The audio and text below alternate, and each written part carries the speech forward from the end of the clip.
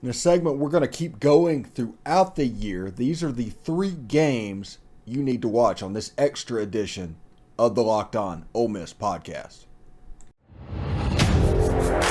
You are Locked On Ole Miss, your daily podcast on the Ole Miss Rebels, part of the Locked On Podcast Network, your team every day.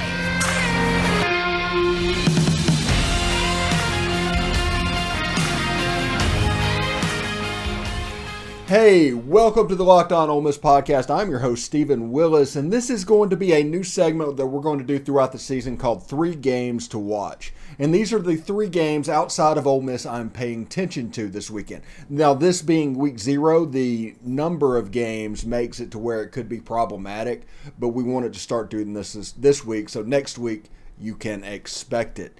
Anyway, before we get started, I do want to tell you about BetOnline. It's the fastest and easiest way to check in on all your betting needs.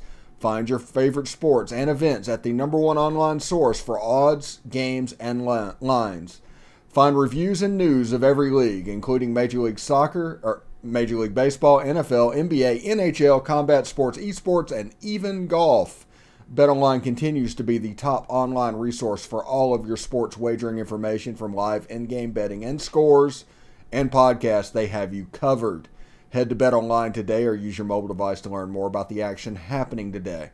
BetOnline, where the game starts, and as next week's happened, Monday's show, we will do the lines and we will get them from BetOnline. So check that out. Also, thanks for making the Locked On Ole Miss Podcast your first listen every day. We are free and available wherever you get your podcast, including YouTube. So subscribe to the YouTube channel. Hit the bell for notifications when we release a new video like this one. And, of course, upvote the video itself. We would appreciate it. Now, 3 games to watch. And these, like I said, there's not much of a selection in week 0, but there are 3 games that have piqued my interest in ways other than just, hey, college football is back.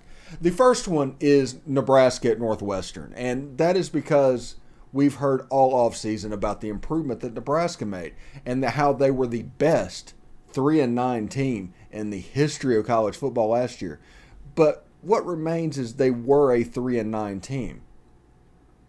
It doesn't change. They had the worst special teams I have ever seen. I mean, it was legitimately bad. And that cost them game after game after game and turnovers. And they did little things, and they just looked like they weren't a very well-coached team, which is weird because I know Scott Frost is a fairly decent coach. So my thought last year was kind of like Gossamer on Looney Tunes, squeezing Bugs Bunny as tight as he can. And just, eventually you'll kill it. Like, similar to the way Ed Orgeron was at Ole Miss. He just wanted it so bad that he was just squeezing it and wouldn't let go, and he just needed to breathe. And I think any other program in the country besides Nebraska last year, Scott Frost would have been fairly successful.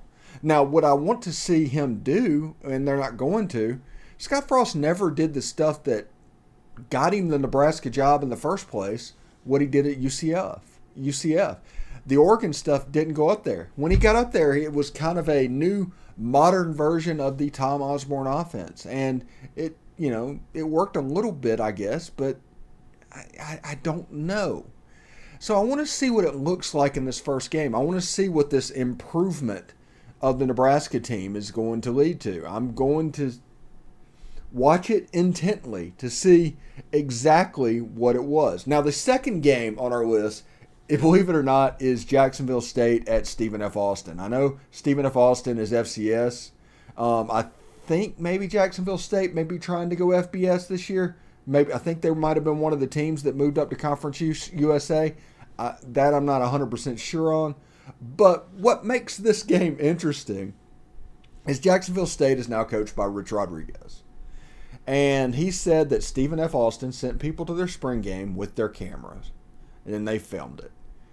And somebody was at his fall practices and camp, and there were people there, and they sent people there. He was filming, and they were spying on Jacksonville State. Now, we're talking serious FCS intrigue here. What is going on in this week 0 clash between Jacksonville State and Stephen F. Austin? I don't know.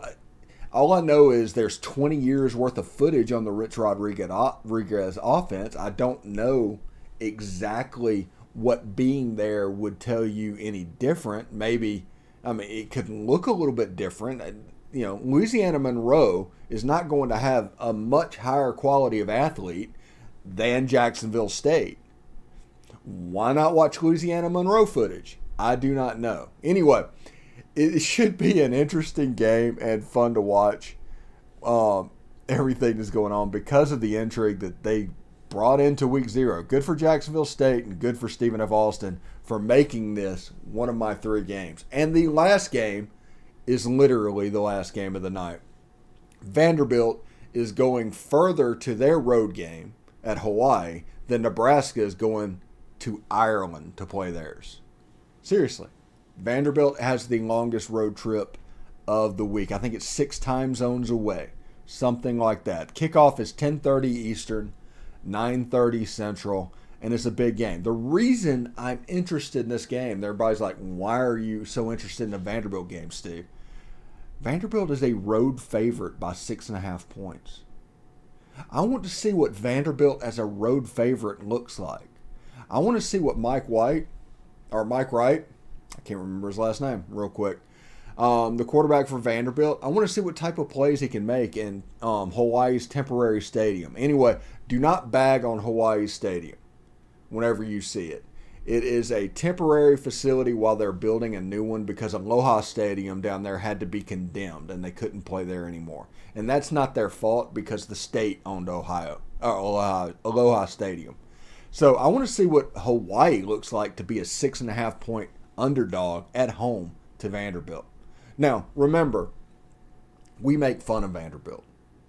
Everybody in the SEC makes fun of Vanderbilt. But whenever they get in these out-of-conference games, there's still going to be better line play than most of these group of 5s can have, and especially a bad group of 5. I realized that Vanderbilt lost to East Tennessee State last year. That was last year. I'm not saying Vandy's going to be good. I'm not saying Hawaii's going to be horrible. I am going to say this has completely piqued my interest because this could go any number of ways for Vanderbilt. But Vanderbilt has a chance to 3-1 go into Alabama. Vanderbilt has a chance to do that. So it'll be interesting to see. Anyway, Biscuits and SEC will be around to do their preview. We're going to release that Saturday morning at about 7 a.m. Eastern. And we are going to do a uniform show for the Ole Miss uniform reveal. Whenever they do that on Friday night, we're going to do a show on that, and that'll be our Friday night release because we're trying to release at least 2 videos a day. And that is our plan for that. We did that last year a little bit, and, you're always trying to find perspectives and everything that go along with uniforms, and this is going to be on top of what is already there. So it should be a lot of fun. Anyway, thank you for tuning in, and get more of the SEC by making Locked On SEC your second listen. Everyday host Chris Gordy and the local experts of Locked On take you across the SEC in 30 minutes. Make Locked On SEC your second listen. Locked On SEC. I will see you tomorrow morning. Actually, for the Locked On Ole Miss podcast, we have Eddie Small going to be on the show, unless technology gets us. And then we have Biscuits and SEC that will release Saturday morning. And I don't know if we're going to have a video Friday night because there is no uniform reveal.